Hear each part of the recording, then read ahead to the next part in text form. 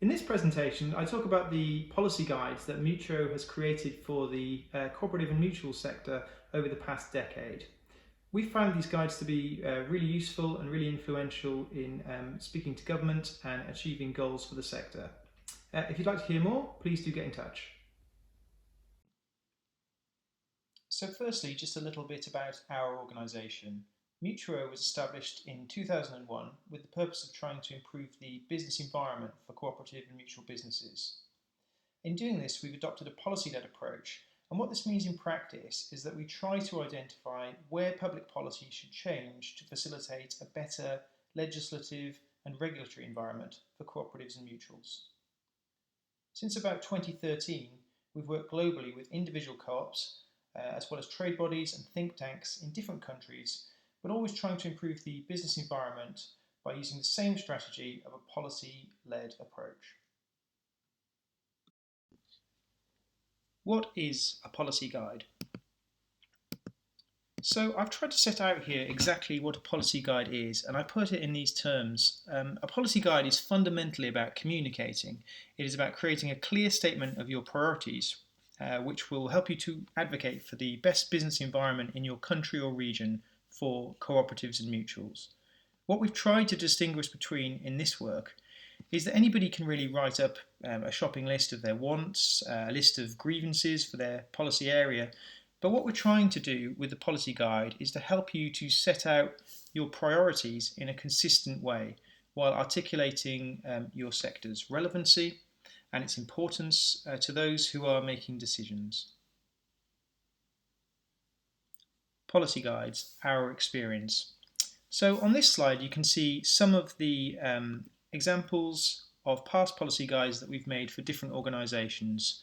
We started way back in 2010 when we put together a mutuals manifesto for the UK cooperative and mutual sector, basically outlining what the sector as a whole wanted from the next UK government, as well as the solutions it could bring to policy challenges. And since then, we've written various pieces. We worked with with Amici, which is the European Mutual Insurance Trade Organisation, and we've done two pieces in Australia, outlining exactly what the Australian co-op sector wants from its government and how the landscape can be improved for cooperatives and mutuals. Similarly, we worked with the International Cooperative and Mutual Insurance Federation in 2015. They represent mutual insurance organisations all over the world, and there are obviously different challenges when you try to write a guide which has more institutions that it's trying to influence. The same goes for the International Cooperative Alliance. And then most recently, we've worked with consumer cooperatives worldwide on a specific piece about how governments can facilitate a better environment for consumer cooperatives.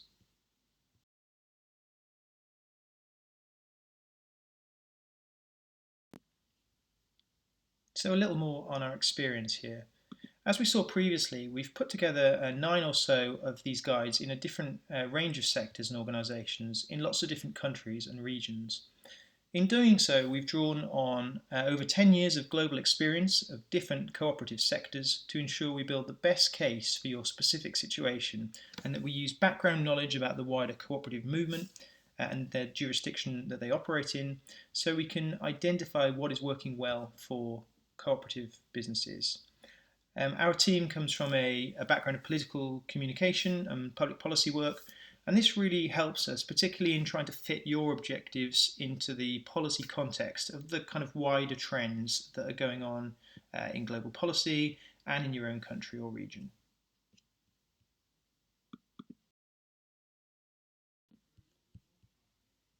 So what makes policy guides influential? And how do we ensure that this document is purposeful and it's useful to those that it comes into contact with? Well, firstly, we start out with a clear and comprehensive description of your business sector that assumes little prior knowledge. I think all too often when you read literature in our sector, it quite quickly delves into detail and focuses on things like cooperative structures or the long history of the cooperative movement, which is really interesting to those of us who know the sector well. But if you're new to this, it's really important to have these clear top lines and messaging, and just to hear that this is a mainstream part of the economy. This is about how our objectives are consistent with and mindful of the economic and social challenges that are going on in your environment. So that might be things like trying to develop new policies around green energy cooperatives, or trying to alter the capital regime for co-ops so they can compete fairly in the marketplace. The overall intention is to try to align your sector's interests with those of society at large, trying to make ourselves look worldly and to answer some of the big questions of our time. And the truth is, for those of us close to the co-op sector and the mutual sector, we know that this is the case anyway. We know that lots of these businesses deliver more for members and consumers than many of their counterparts in the wider marketplace. But we need to convey this message clearly and to a much broader audience. And the way that we go about this is to try to invert what you might call the shopping list approach. A lot of people think lobbying or advocacy involves writing down a big list of the challenges that their sector faces and presenting it to government and to policymakers. It might be things to do with tax or legislation that they want fixing locally in their country, and that's all very well, but our experience tells us that a more nuanced approach, where instead you try to work out what objectives politicians and policymakers themselves are trying to achieve, and then align that with things that co-ops and mutuals can do, we find this to be a much more successful approach. So, for example, you might talk about making and spreading wealth and opportunity in your country, and we can point to many examples where co-op and mutual businesses help to spread wealth more widely and equitably than would a conventional listed firm, where some of the profit is extracted and delivered to often distant and transient shareholders. And that's just one example.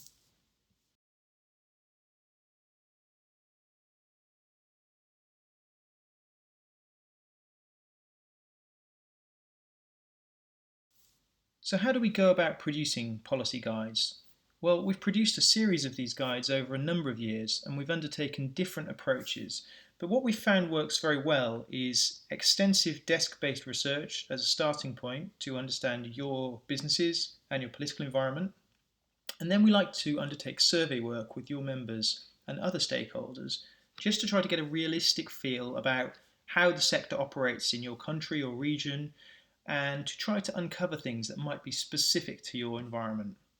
Throughout all of this, we try to use clear language in our messaging, using what we might call a backbencher test. So if you think about a meeting with a new parliamentarian or representative, most people who are elected are generalists.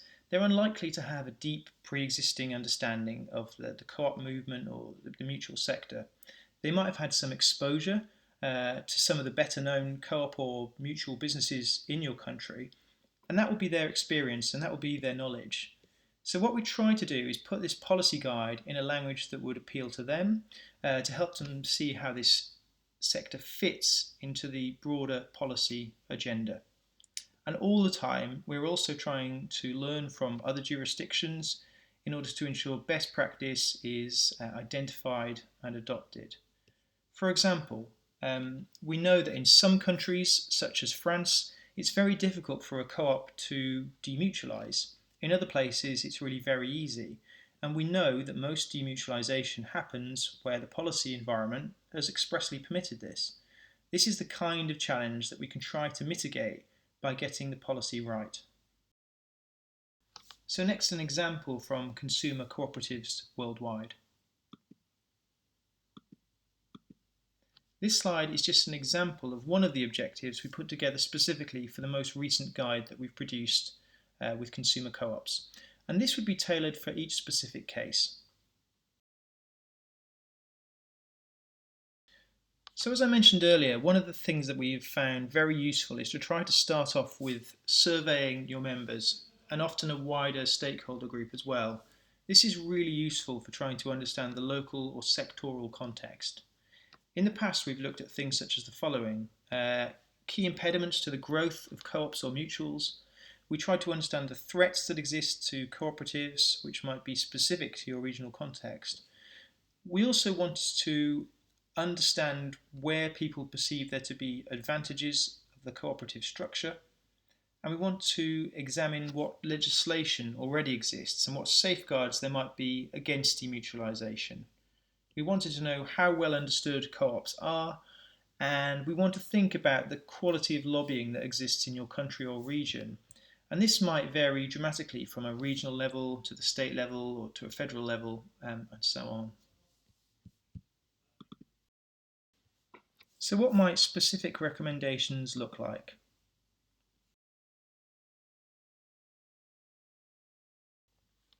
So on this slide, I've just put an example of the most recent guide, and you'll see that some of these examples are broader and some are very specific. So at the top, there is a very specific recommendation about acting on a particular UN recommendation, about actively promoting co-op businesses. And then there are broader comments about things like staffing departments and ministries with people who are sufficiently skilled to understand cooperatives. Obviously, each of these points are really top lines, and then in the guide, it's going to go into a lot more detail. We talk about facilitating a deeper understanding of co-ops through education, and as I said before, we've also made recommendations around the legislative environment, often in terms of capital raising and how that works, but these would be specific to your particular context. So what are the general messages we might use?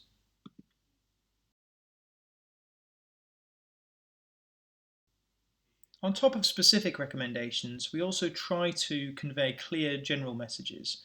As I said earlier, messaging is really crucial in all of this. We need to be able to articulate to policymakers why our sector is different, what it has to offer, and try to explain why co-ops or mutuals are important to the people they serve.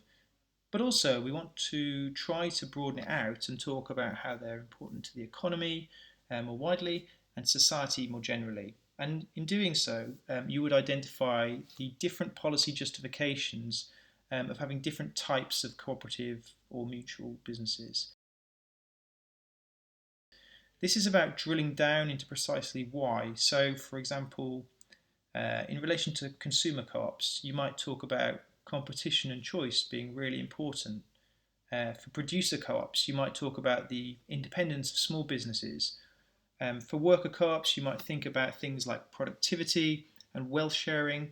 And you can probably also then take a top line and say that each of these is good for economic and corporate diversity.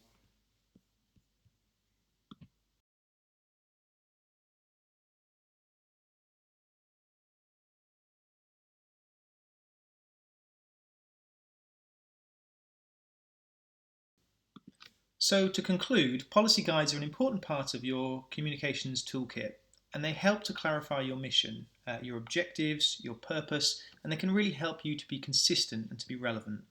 They benefit you by drawing on good experience from the stakeholders you already have, and we often find it strengthens existing relationships that we will in part be facilitating throughout this process.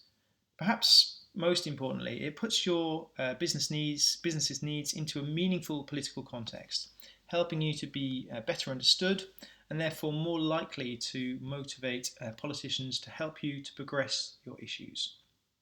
Obviously, this is a piece of work that is in some ways living. You can't just write this and then put it on a shelf. You need to think about how you implement the recommendations, but also you need to keep the document refreshed so it's constantly trying to address new challenges. And lastly, just to reiterate, the whole purpose of this policy guide is to work to improve the overall business environment.